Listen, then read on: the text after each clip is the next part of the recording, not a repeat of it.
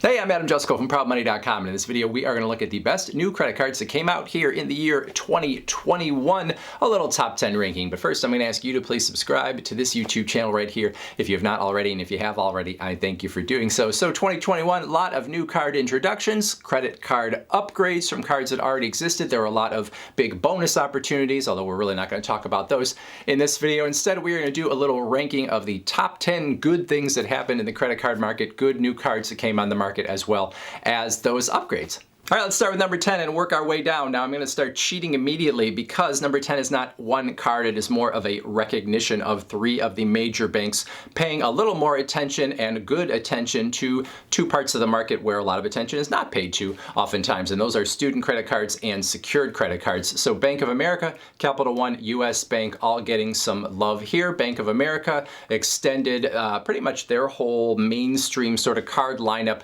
to students, as well as the secured card market for people that are trying to build or rebuild credit, with pretty much the same rewards on their major cards for students or secured card holders, maybe higher interest rates. And then obviously on the secured card market, you had to put down a security deposit in order to get those cards, but you could get access to some mainstream cards from a mainstream bank. Capital One, something similar. A Saver One card for students was introduced. Quicksilver card for students introduced. Quicksilver secured card introduced as well for people that are building or rebuilding. And then US Bank, two new secured cards for people that are building or rebuilding credit, the Altitude Go secured card and the US Bank Cash Plus secured card. So with all of those additions, sort of improved those student and secured card markets, a lot more options for students or people that are building and rebuilding credit, where in some cases there weren't a whole lot of choices before. So a big improvement to both of those markets in 2021. Number 9, the Chase Slate Edge. Not a very attractive card in terms of what it offers, but the whole point behind the card was to offer an inroads to people that are having trouble getting their first credit card. So no rewards on this card, has a little bit of a new card holder bonus, but the whole point of it was to help people having trouble getting into the credit card market, getting credit for the first time. And in this case, not only are you getting into credit potentially if you get this card, but you're getting your first credit card with Chase, who has a lot of other very desirable cards. So hopefully this would be a stepping stone card from entering the credit card market to then moving on to one of those better cards that Chase offers. Number 8, the Sam's Club MasterCard made some changes this year that I think were mostly good on balance. However, they did take away the 3% reward on travel that this card used to give, and they are pushing people from the $45 Sam's Club membership up to the $100 Sam's Club membership, the Plus membership, in order to get all of the goodies here. But if you went from that $45 membership to the $100 membership, you could then get 5% back on your Sam's Club purchases in-store, or 3% on samsclub.com on top of the good rewards that this card was already offering. And I did the math when this card first came out, and if you were spending over around $1,400 per year at Sam's Club, well, then it was still going to be an improvement for you. And I think for most people, if you are paying for a Sam's Club membership at all, you're probably spending more than $1,400 per year at Sam's Club. So on balance, an improvement maybe for some people. Number 7, I'm going to lump two cards together that aren't really similar, except for the fact that they were those kind of cards that are on a waiting list, or you needed an invite code, or they're kind of rolling applications, that sort of thing. And those are the X1 card and the Built Rewards MasterCard. The X1 card, sort of big fanfare in 2020, but it took a long time before the card was actually available to anyone. Finally started taking some applications from some people here in 2021. The promise behind the card: easier approval for people that didn't have a credit history, supposedly higher credit lines, higher rewards if you spent enough with the card.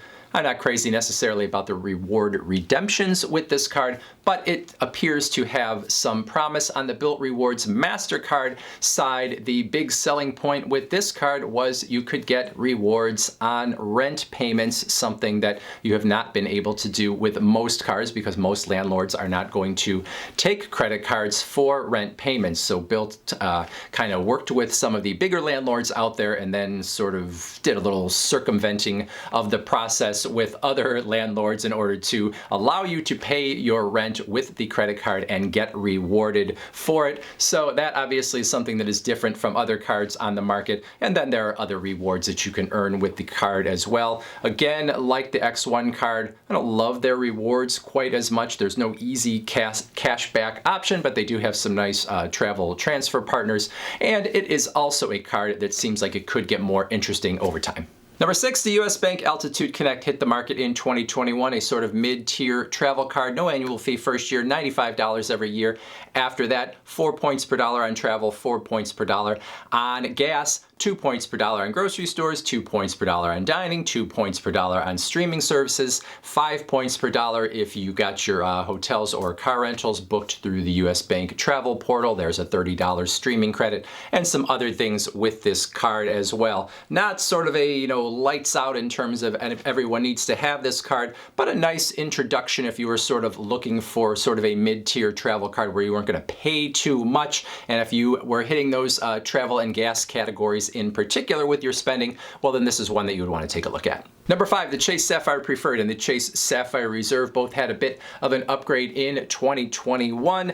Not really earth-shattering, but maybe enough for you to keep the card for another year and see what you think if you were someone that was maybe thinking of getting rid of one of these cards. Both of them offering greater point reward opportunities if you book travel through the Chase Ultimate Rewards portal. There was a hotel credit added to the Preferred card, a 10 point per dollar restaurant opportunity through Chase Dining on the Chase Sapphire Reserve card. So kind of some tinkering along the edges, but not something wholesale that, everybody would just, be super excited about. The Chase Sapphire Preferred had a huge bonus earlier in the year, so if you're a potential new card holder, that was definitely attractive. It'll be interesting to see if these cards get even another upgrade in the next year or two.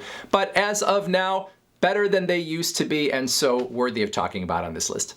Number 4, Capital One upgraded its Savor and Savor One cards in early 2021. It's that Savor One card in particular that I thought was a nice upgrade, a no annual fee card giving 3% cash back on dining, at grocery stores, on entertainment, on streaming services. You had a $200 cash bonus that you could earn potentially as a new card holder. So from where this card was before, when it was okay, not a bad card to begin with, it became even better this year. And with the loss of the Wells Fargo Propel card that was sort of an all-in-one card where you could get 3% on a lot of different categories, this almost seemed like a little bit of a replacement if you were thinking about that card in the past. So a nice upgrade from Capital One. Number 3 on our list, a tie of sorts between two similar cards, the Wells Fargo Active Cash Visa, the FNBO Evergreen card. Both of these cards, no annual fee, 2% flat cash back, meaning 2% on all of your card purchases, no categories to consider, it's just 2% on everything. And both of these cards offering a $200 new card holder bonus, at least as I make this video. So there are other 2% flat cash back cards out there on the market, but most of them don't have any sort of bonus attached to them. So these two are not only good new additions on the market in 2021, but a cut above in the fact that you could get yourself that new card holder bonus and have a really great card after that bonus. Number 2, the Capital One Venture X, Capital One's recent entry into the luxury travel credit card market. Pretty good in the fact that it keeps most of the things you would want from a luxury travel card and gets rid of the things that some of the more bloated travel cards out there have. So you get to pay a little bit less of an annual fee and get what you really want. So $395 annual fee here versus $550 on the Chase Sapphire Reserve, $695 on the Amex Platinum. Those cards getting a little bloated. This card giving you most of what you would want. You've got travel credits here that mostly will sort of cancel out that annual fee. You're getting 2 points per dollar on all of your purchases with this card. They call them miles, but they are essentially points. You've got access to airport lounges here. You can get some even greater points when you book through Capital One's travel portal. So a lot of good stuff going on with this card. If you were someone that wanted sort of a higher end travel card, but you didn't want to pay over $500 or $600 in order to have it, this would be a good new choice. And then finally, number 1, give you a little drum roll here on the Kleenex box. It is the Citi Custom Cash Card, no annual fee card, gives you 5% cash back in the spending category where you spend the most each month. And those category choices are things that you would expect. Things like dining, like travel, like groceries, like gas. So wherever you spend the most each month, you're going to get 5% back in that category. Now there is a cap that is on up to $500 worth of purchases. And so some people will quibble with that. And anything else you purchase with the card is only going to get you 1% back. So this isn't necessarily the first card that you would pull out of your wallet for everything, but it feels like a card that pretty much everyone would want to have in their wallet when they know there is a spending category that they consistently spend a lot, or even if they know they're going to spend a lot in one month and maybe something different in the next month. Good categories, 5%. Hard to quibble with that. You kind of have to have that in your wallet as far as I'm concerned if you are trying to maximize your rewards. So that is it. Tell me in the comments how I did. Did I forget cards? Were my rankings bad? Do I like cards that you think stink?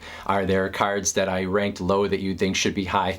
Put it all in that comments section. Otherwise, I thank you for watching. And as always, please go to proudofmoney.com where we do credit card reviews. We talk personal finance, we talk deals, and all sorts of other fun stuff too. Thanks for watching. Bye.